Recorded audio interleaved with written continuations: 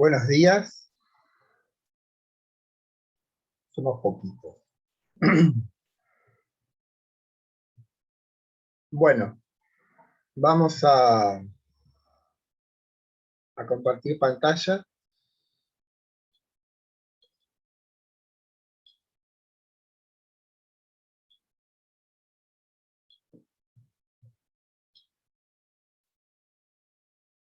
Bueno, seguimos. ¿Alguna pregunta?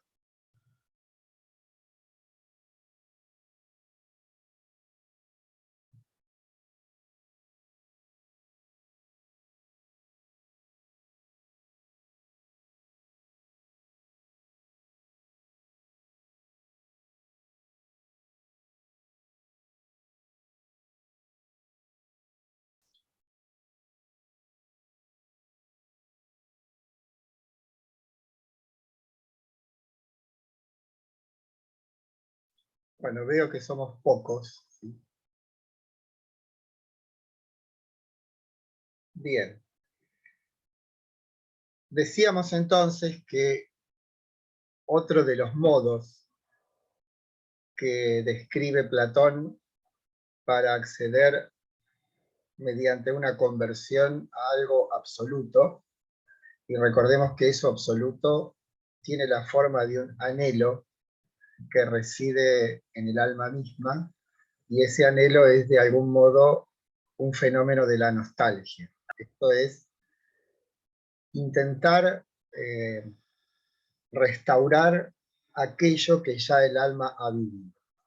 Y en tanto arrojada en el mundo, de algún modo se desconcierta porque cree que es posible restaurar ese estado de perfección a través de las copias. Obviamente las copias le recuerdan aquello que eran los modelos, que es efectivamente donde ella había estado. Entonces tenemos que, si queremos darle un nombre a los ascensos, el del paradigma de la línea, que de algún modo es lo mismo que la alegoría de la caverna, el peso de la cuestión está puesta en el conocimiento. En el conocimiento, en sus formas más perfectas, como son lo matemático y las ideas morales y metafísicas. Y en el banquete, que como sabemos es un texto que describe de un modo jovial una reunión de personajes, muchos conocidos e importantes de la Atenas de fines del siglo V.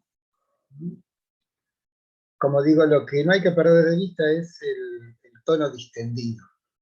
Y eso se va a notar cuando en un momento veamos digamos, la conversación entre Agatón y Sócrates. Y habíamos dicho también que está dicho está escrito como un discurso indirecto. No es Sócrates el que habla, sino que hay toda una serie de peripecias que dicen que Artemidoro, que Sócrates, que hay otro que le dijo, que escuchó, que no se acuerda de todos. O sea que es como un recuerdo bastante intermediado entre un hecho que efectivamente sucedió y lo que se cuenta en el texto. Como Platón, no decidiendo ser el efectivo escritor de esta obra. Y por otra parte, lo que es algo inédito en los diálogos de Platón es que es una mujer la que lleva la voz cantante. Y que esa mujer, por otra parte, no hay registro histórico, o sea que es una invención platónica. Diótima no es como Aristófanes, que es un personaje que efectivamente existió. Y hacíamos notar también la tensión armónica que existe en una perspectiva de visión de la totalidad del diálogo entre podemos decir, la hegemonía de Apolo en toda la primera parte y la intromisión, la apertura un tanto violenta de Dioniso.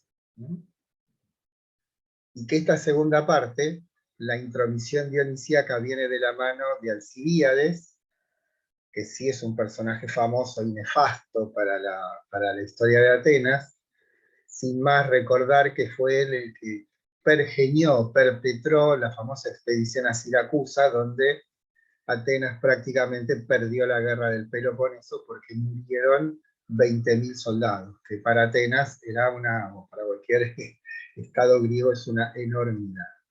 Bueno, ese Alcibíades se aparece en el banquete como un enamorado de Sócrates, ¿sí?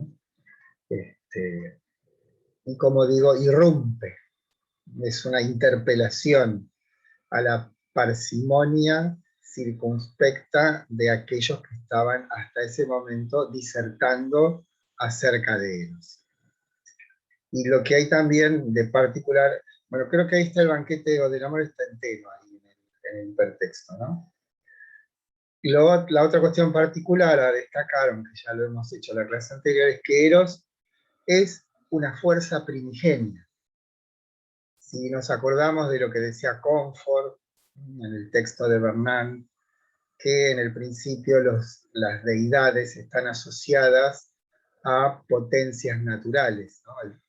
o regiones, el cielo, la tierra, y aparece Eros, que Eros no tiene la asignación de ningún elemento, no, tampoco de ninguna, no tiene una personificación antropomórfica, sino mucho después, y que en última instancia a lo que señala es a una relación. ¿Sí? No es un ente en el sentido de un algo, sino es un ente en el sentido de una relación. Y es la relación en el sentido de la tensión que existe entre los opuestos. Y en última instancia, lo que asiste a los opuestos para que estos se comporten de un modo armónico es Eros. Es una fuerza unificante, benéfica. Van a ver ustedes, aunque nosotros no lo vamos a poner en la clase, que Erixímaco, el médico, asocia Eros con la salud, y la salud la asocia con la armonía. Y la armonía es la buena relación entre las partes del cuerpo. La salud es la desarmonía.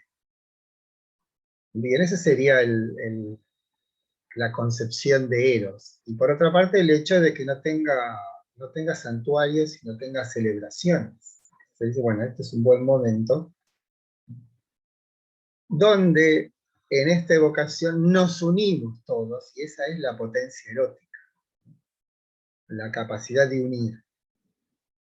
Bueno, leo entonces. Hay un aire relajado, hay, digamos, pocos momentos del diálogo, en realidad hay uno solo. Todas las demás son como disertaciones. Hay un aire relajado y es una ocasión festiva, en la que invitados y anfitrión dedican la noche a disertar, podríamos decir, sobre un dios olvidado, Eros. Ahí hay un hipertexto que es donde Hesíodo habla de Eros. Verán que el título es un hipertexto que abre la obra completa y una invitación a su lectura. Nos limitaremos a tratar tres momentos: Aristófanes, Agatón, Sócrates, Diótima y la irrupción de Alcibíades. El tema es Eros, el dios del amor, que es una deidad que aparece en el texto de Hesíodo, Teogonía, junto al cielo, o Uranos, y la tierra Gaia. Ya lo puse castellanizado. Y como se verá, expresa lo que unifica. Es una deidad primordial y, como relatan los comensales o bebedores, no tiene santuario ni culto. Y por eso eligen esa ocasión para que los presentes expongan acerca de la naturaleza del dios. Cabe agregar que la secuencia de los disertantes es también un orden de riqueza y profundidad ascendente, hasta llegar al último, en quien Sócrates se muestra como una máscara de Diótima, una mujer sabia en amor.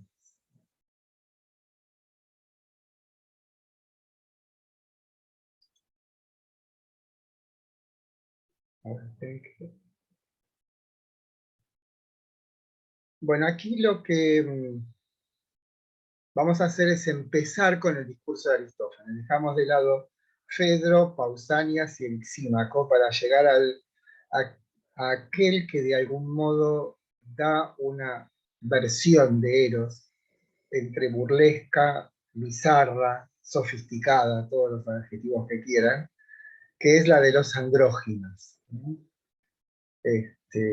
Y como ya les digo, Aristófanes es efectivamente un personaje real, ¿no? O sea, ha vivido, y es el que escribió, como dice acá, una comedia a las nubes donde le toma el pelo a Sócrates de un modo corrosivo, ¿no? Como un embustero inescrupuloso. En la obra su intervención es célebre por la invención de una historia estrafalaria y atractiva, la de los andróginos. Una frase al final de su discurso da pistas sobre el misterioso origen del amor entre nosotros, los mortales.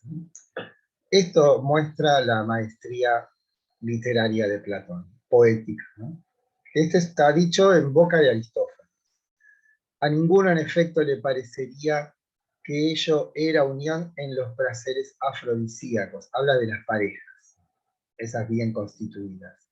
Y que precisamente esta es la causa de que se complazca el uno en la compañía del otro, hasta el extremo de solicitud. No. Es otra cosa lo que quiere, según resulta evidente, el alma de cada uno. Algo que no puede decir, pero que adivina confusamente y se deja entender como un enigma. Bueno, a raíz de eso está también en el texto Platón, el soneto de Leopoldo Marechal, que ¿por qué no está el amado en el amante, ni el amante reposa en el amado? Tiende amor su velamen castigado y afronta el ceño del amartonante. Llora el amor en su navío errante y a la tormenta libra su cuidado, porque son dos, amante desterrado y amado con perfil de navegante. Si fuesen uno, amor no existiría, ni llanto, ni bajel, ni lejanía, sino la beatitud de la azucena. O amor sin remo en la unidad gozosa, o círculo apretado de la rosa, con el número 2 nace la pena. Una joya de nuestro Leopoldo Mancha. Y lo que vamos a hacer ahora es ver un video muy entretenido, genial para mí, sobre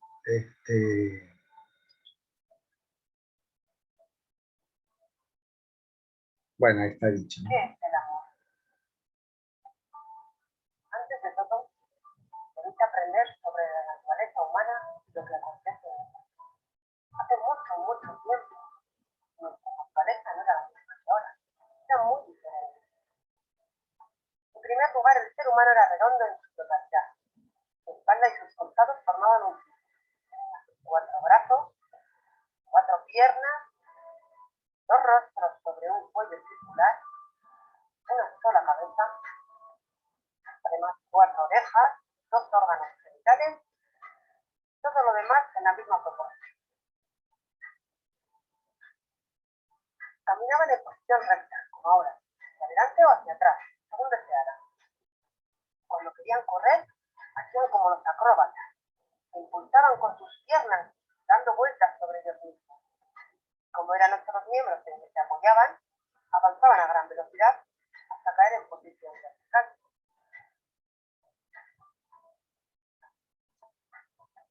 En segundo lugar, los sexos humanos eran 3, no 2, como en la actualidad, mujer y hombre.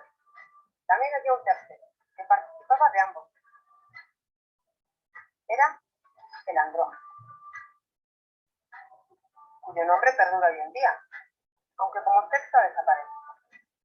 Un sexo distinto que combinaba mujer y hombre. Los hombres eran originalmente descendientes del sol, las mujeres eran hijas de la tierra, y los andróginos eran hijos de la luna, ya que la luna también es parte del sol y de la tierra. Y por parecido con sus progenitores, todos eran circulares en forma y movimiento.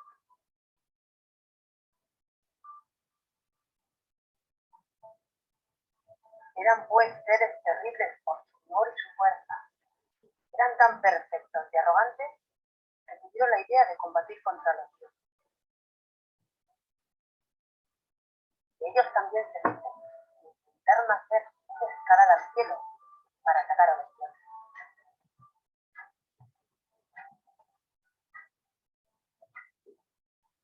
Entonces Zeus y los demás dioses discutieron qué debían hacer para castigar a los rebeldes, pero no conseguían decidir.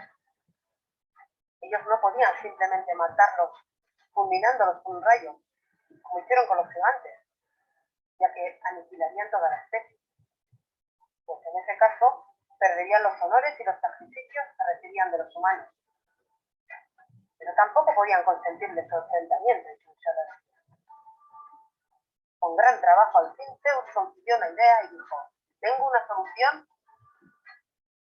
para que puedan continuar existiendo los humanos, y a la vez debilitarlos para que cesen su desenfreno.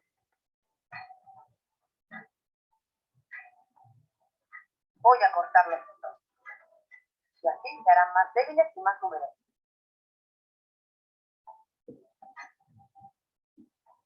Caminará en posición recta, sobre el suelo dos piernas. Pero si todavía, después del castigo, muestran insolentes, de nuevo los cortaremos. Y con suerte, andarán con una sola pierna, saltando a la pata corta. Tras decir esto, yéndose a los seres humanos, valiéndose de un fino hilo. Y a todo aquel que iba cortando, ordenaba a Apolo que le diera la vuelta a su rostro y a la mitad de su cuello en el sentido del corte, para que los humanos pudieran ver su fragilidad. Y esto se pusiera más modesto. Inmediatamente después, Zeus ordenaba curarlo. Entonces Apolo juntaba tirones de piel de todas partes, hacia lo que ahora se llama viento. Y andaba como si se tratara de una bolsa con cordel, haciendo un nudo en el medio, lo que hoy llamamos apuro. En cuanto a las arrugas que quedaban, las alisó en su mayor parte. Y dio también forma al pecho con un instrumento semejante al que usan los zapateros cuando alisan sobre la horma del zapato los pliegues de los pies. Pero unas cuantas arrugas, las de alrededor del vientre y del ombligo, para que siempre recordaran los suyos.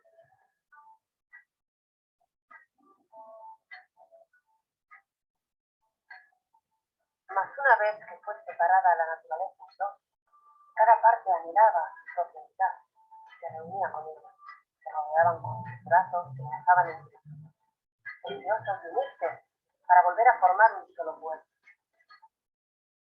Pero morían de hambre e inanición, porque no querían hacer nada los unos separados de los otros. Así, siempre que morían, una de las mitades, la que quedaba con vida buscaba otra mitad. Se enlazaba con ella. Bien fuera una mitad de mujer, lo que ahora llamamos mujer, o una mitad de hombre.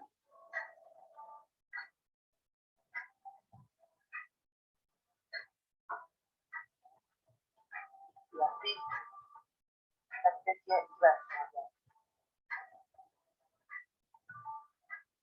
Entonces Zeus se apiadó de ellos y elaboró otro plan. Les cambió de lugar sus órganos genitales, colocándolos hacia adelante. Entonces los tenían en la parte exterior.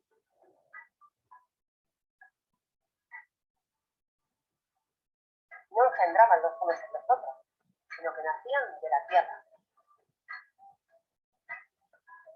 Se realizó la transposición de sus genitales hacia adelante e hizo que mediante ellos tuviera lugar la reproducción en la unión de genitales de las mitades, con la doble finalidad de que si en el abrazo de los sexos tropezaban mujer y hombre, consentían, y así se perpetuaría la especie. Y si se unían hombre con hombre o mujer con mujer, al menos habría abundancia y hartura de contacto. Se relajarían y volverían a cuidar las demás cosas de la vida. De esta forma fue como comenzó hace mucho tiempo el deseo de todo ser humano por otro. Este deseo reintegra nuevamente las dos mitades de nuestra naturaleza.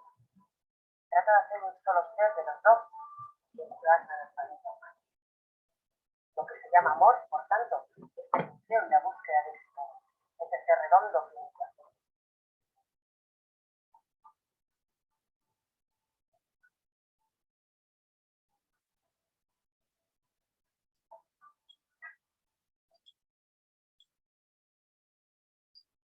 Bueno, ¿les gustó? Una joyita, ¿no? ¿Hay alguien ahí? Porque yo veo que hay 7, pero como no me Sí. responde. Ah, bueno. ¿O les gustó? ¿No les pareció maravilloso? Sí. Hay solo balbuceos hasta ahora. Bueno,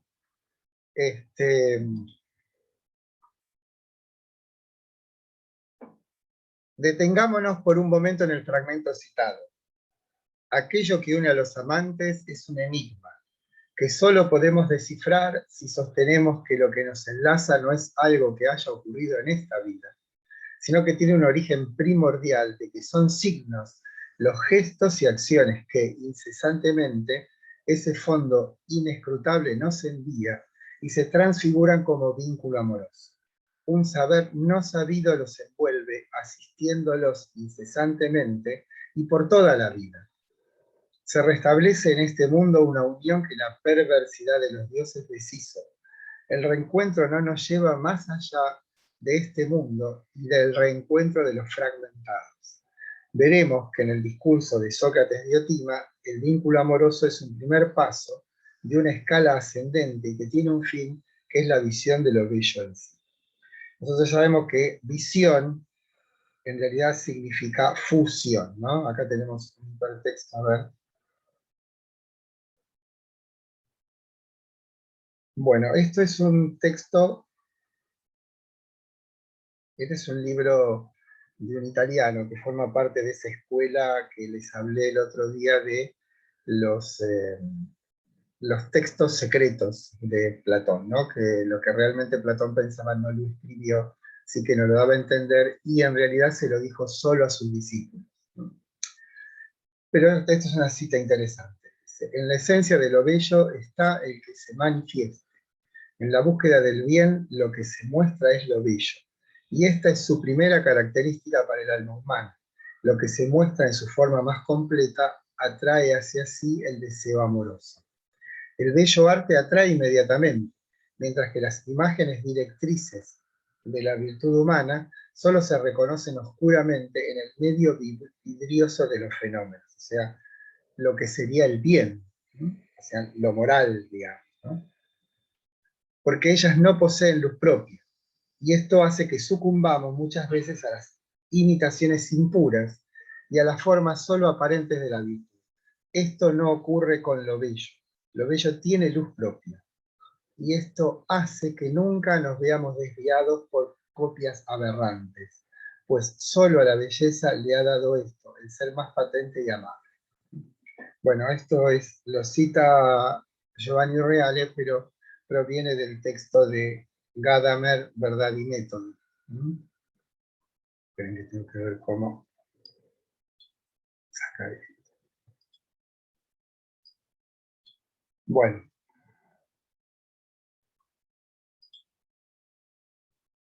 Acá está el discurso de Agatón. Recuerden que Agatón es el anfitrión, el que había ganado el día anterior el concurso de tragedias y que además habían festejado ya el éxito y lo siguen festejando entre los íntimos al otro día. Bien. Ahí lo que se nota es la capacidad literaria de Platón. Como cuando uno lee a Tolstoy o a Thomas Mann, se da cuenta de que los personajes están vivos, que de algún modo son independientes del autor. Es como que el espíritu del autor se ha gestado una personalidad completa. Y esto Platón lo hace con una maestría insuperable, porque lo que hace en el caso de Agatón es hacer un discurso sofístico, personificado en Agatón. Ustedes léanlo y van a ver que está lleno de floreos, de frases hechas, de indudable belleza, pero que en realidad en el fondo no dice nada, o no dice nada nuevo, sino que se limita a dirigirse o estimular aspectos, en todo caso sentimentales, pero nunca racionales, que sería la búsqueda platónica, ¿no? de un discurso que vivifique en nosotros asuntos esenciales, como es el orden de las ideas, porque lo que está en juego aquí en el banquete es un camino hacia la inmersión en lo absoluto, pero del lado de la belleza y no del lado del conocimiento. O sea, la belleza es conocimiento, pero es un conocimiento que va asociado ineluctablemente a un sentimiento de arrobo. o sea, de arrobamiento, me explico, así de lo que los griegos llamaban justamente eudaimonía, de elevación. Bien, el discurso de Agatón es una parodia del estilo de los sofistas. Promete un acceso conceptual al asunto de Eros, tan florido como insustancial, orientado más a agradar que a pensar. Adelantamos que en toda la obra no había sino una lucha dialéctica, que es esta, y es la que discurre entre el escritor de tragedias, Agatón, y Sócrates. En esencia, dice Agatón, que Eros es un dios que busca, que anhela y pretende. Sócrates, luego de encomiar la belleza de su discurso, pregunta, ¿siendo un dios desea? Pues si desea le falta algo, y si le falta algo no es perfecta. No es perfecto, y si no es perfecto, no es un dios. La réplica inapelable de Sócrates es moderada por este mismo diciendo que él pensaba lo mismo, hasta que lo sacó de esa inadecuada concepción Diótima, sabia de Mantinea, que cabe señalar es la única mujer que tiene un papel en toda la obra de Platón. O sea, lo que hace Sócrates es, en lugar de, como en el caso de Laques, que ya vimos, dejar que su interlocutor se hunda en el desconcierto, la angustia, la anomia, lo que hace Sócrates con Agotán de un modo amable es decir, no, a mí me pasaba lo mismo que a vos, pero a mí me sacó de esa concepción errada, de esa convicción errada, una mujer, Diótima. Esa es la cuestión. Es conveniente tener presente lo desarrollado en el paradigma de la línea. Se trata en la comparación de que aquí hay también un ascenso, desde lo mortal hacia lo inmortal. Lo que mueve, recuerden que este esquema es el de Parménides también, ¿no? Lo que mueve es el anhelo de una posesión definitiva de algo absoluto. Y dado que no hay experiencia mundana de él, es preciso mostrar que tal apetencia solo puede ser explicada por una preexistencia en nuestra alma de algo perfecto. Y esto tiene a su vez el modo de la belleza. Uno de los argumentos más fuertes que perviven en la concepción platónica es que lo perfecto no puede provenir de lo imperfecto. Esto es, la concepción de que haya perfección, por ejemplo, en el orden de lo matemático, no puede provenir de la experiencia con las cosas sensibles, que no solo son copias, sino que muestran de un modo fragmentario las cosas. Hemos visto que esta se trasluce en la experiencia, en la aparición de los entes mundanos, que transparentan, muestran y ocultan algo proporcionado, armónico, simétrico, y que la resonancia de esa presencia produce una cierta conmoción, que si bien tiene su expresión en el sentimiento, esto no es más que el efecto de superficie de una revelación de algo no mundano. El alma recuerda, a partir de la presencia de un cuerpo bello, lo experimentado en un tiempo sin tiempo, en esa experiencia de intimidad con lo divino mismo, que queda ocultado al caer el alma en el cuerpo, siendo este un principio de obnubilación, que solo puede ser remediado si llegamos a comprender la naturaleza trascendental de ellos. Muy complicado, ¿no? Bueno, pero es una síntesis de lo que queremos decir. Tengan en cuenta que en el discurso de Diótima, que yo no lo quiero describir porque sería muy largo, sin embargo les digo, dice primero, el primer encuentro con lo bello en sí es en sus manifestaciones. Y la manifestación más elocuente, más expresiva, más intensa de lo bello en sí, son los cuerpos bellos.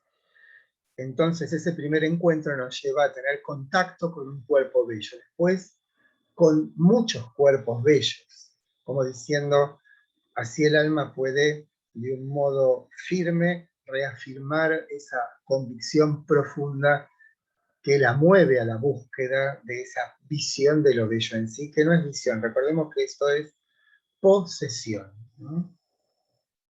Y que luego pasaremos de las partes sensibles, o sea, un cuerpo bello, muchos cuerpos bellos, a los bellos discursos. Como ven, hay una sublimización, como ocurre en el caso del paradigma de la línea. Hay un ascenso desde, como en el caso del paradigma, la visión de los entes espaciotemporales, a una abstracción. Y recuerden que abstracción en sentido platónico implica algo más concreto, no algo más abstracto, como es el orden de lo matemático y después el orden de los entes morales y metafísicos. Aquí, en lugar de eso, lo que tenemos es un trato primero con cuerpos y luego un trato con discursos. Y luego, como en la cúspide, están las leyes. ¿Por qué? Y esto es interesante para que lo llevemos a nuestra época, ¿no? ¿Qué es una ley que promulga un Estado? ¿No? O una gobernación, o ¿cómo se llama? Una municipalidad, ¿no? Que no, bueno, no son leyes. Es una forma de armonía, o un intento de formalizar la armonía entre los que componen una comunidad. Al observarse la existencia de algo injusto, un legislador lo que hace es intentar recomponer la desarmonía que aparece como un estado de cosas a través de una ley. Y esa ley es el resultado de la reflexión conjunta de un grupo seleccionado, supuestamente como relevante, de individuos de esa comunidad, que hacen las veces de, en este caso, de la autoconciencia de esa comunidad, que lleva a cabo entonces el intento, por lo menos, de restaurar esa unidad perdida, o mejor dicho, esa unidad lesionada por la desmesura o las circunstancias que ocurren en esa comunidad. Bueno, aquí Platón lo que nos está diciendo paradójicamente es que las leyes son la forma más alta que tiene nuestro espíritu de afianzar la unidad o intentar restaurar la unidad perdida. Bueno, todo esto viene de la mano de el momento primero circunspecto, decíamos, del banquete, donde cada interlocutor, en un tiempo determinado, sin ser interrumpido, en un tono amable, donde cada uno hace un encomio del que acaba de hablar, y todos hablan maravillas de lo que dice el otro, sin temor luego de destrozarlo, pero bueno, eso es, que son las leyes urbanas, ¿no? De la urbanidad, de la civilización. Pero cuando aparece Alcibiades trastoca todo, ¿no? Primero él dice que va a hablar en imagen, con lo cual está diciendo que su discurso no es reflexivo, no está a la búsqueda de la palabra justa, de la expresión adecuada, de la bella expresión, sino que se va a guiar con las imágenes. Esto es, va a hablar según le aparecen las cosas, ¿no? Va como si fuese un inspirado, no un reflexivo. Y para acentuar esa posibilidad se toma 1,5 litros de vino de un trago, ¿no? O sea, al principio aparece eso que se toma. Y lo que hace es comenzar a hablar de Sócrates, o sea que en la primera parte del banquete, todos los que hablan de Eros, en general, ¿no? Como un poder, como un dios, como una fuerza, como fuere. Pero aquí lo que hace Alcibiades es personificar en su propia historia y en su relación con un individuo que para él es la expresión de todo esto, que es Sócrates. O sea, a eso me refiero con la maestría literaria de Platón, ¿no? Cómo hay una tensión armónica entre las dos partes del discurso, cómo podríamos adjudicar la circunspección, como lo sabemos, a Apolo, y de algún modo la desmesura o la inspiración a Dioniso. Bueno, el clima de cierta circunspección que rodea a los invitados de Agatón se rompe con la irrupción del joven Alcibiades, notorio ciudadano ateniense, en quienes sus conciudadanos veían como próxima cabeza del Estado. Borracho y sorprendido cuando ve a Sócrates, comienza un discurso que, dado su estado, habrá de fluir sin que la reflexión lo interrumpa, y proclama que serán imágenes y anécdotas lo que dirá, y siendo a Eros a quien se celebra, nada más oportuno para él que celebrar a Sócrates. Este giro dramático es muestra del genio literario de Platón. Ya no se habla de amantes, amados, dioses y demonios, ahora se singulariza en la concreción de un personaje presente y conocido por todos. Sus intentos de seducción culminan con la contundencia de un bronce por oro, respondiendo Sócrates hacia las súplicas amorosas del joven.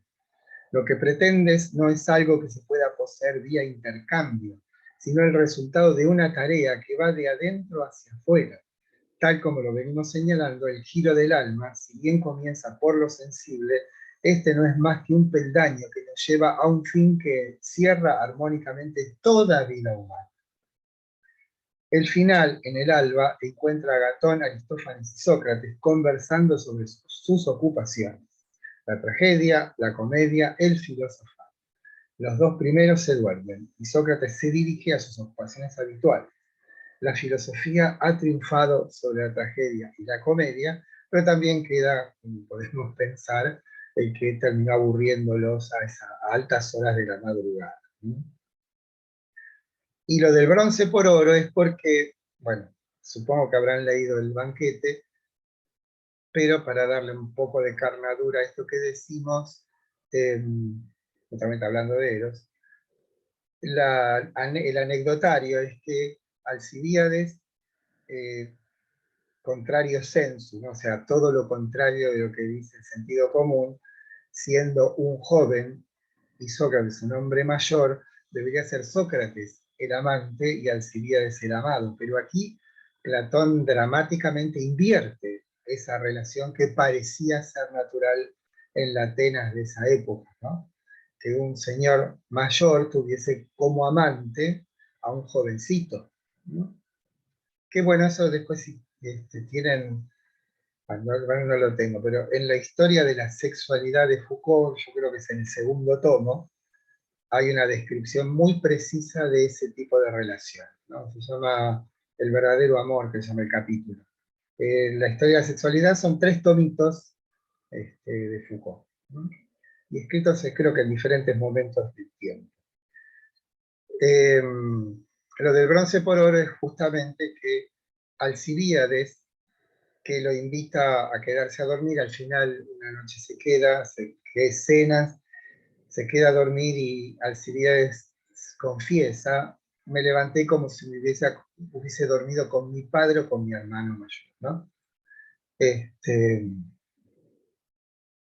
Y termina esa conversación cuando Sócrates habla del bronce por oro. O sea, no, lo que vos pretendés no es transable, no es algo que pueda ser intercambiado. Tu pretensión fantasiosa o ficcional es que poseer algo bello te otorga la belleza. Y no es así, ¿no? En todo caso, como ya sabemos desde nuestras lecturas o nuestros estudios de Sócrates, el camino hacia la propiedad, o sea, lo que es propiamente humano, no surge de las cosas, sino de una interiorización. Y esa interiorización es lo que se describe en el ascenso del paradigma de la línea, en la salida y el regreso a la caverna, y esto que describe Platón en el banquete, ¿no? Bien. Y como epílogo podemos hablar de la ética platónica. Por aquí lo que, bueno, lo voy a leer después si necesitamos, no sé si hay algo más. Sí, hay bastante. Bueno, comenzamos nuestra clase señalando el acontecimiento, la experiencia de algo que nos sustrae. Me olvidé que está por terminar. Al tráfago de lo mundano. Dijimos que Platón es quien muestra un camino para recuperar ese bien que en lo vivido solo se posee fugazmente y que su filosofía, a través de un proceder orientado por un saber, puede ser recuperado. Solo hemos examinado en forma parcial 2 de las 27 obras, puede variar según la discutida autoría de alguno como el Alcibíades, siendo, según criterios autorizados, de las más relevantes. Lo que resta para tener un conocimiento suficiente de la obra de Platón es enorme, pero no es tarea que podamos afrontar. Nuestro propósito es acercar una obra que sigue luego de 2500 años viva, y que en nosotros gravita de un modo implícito, cuando decimos, simplemente cuando decimos, esto es un modelo de acción, ahí está Platón presente. Cuando decimos amor platónico, estamos diciendo eso. Bueno, dejamos por un minuto, ¿sí? Y regresamos. Bueno.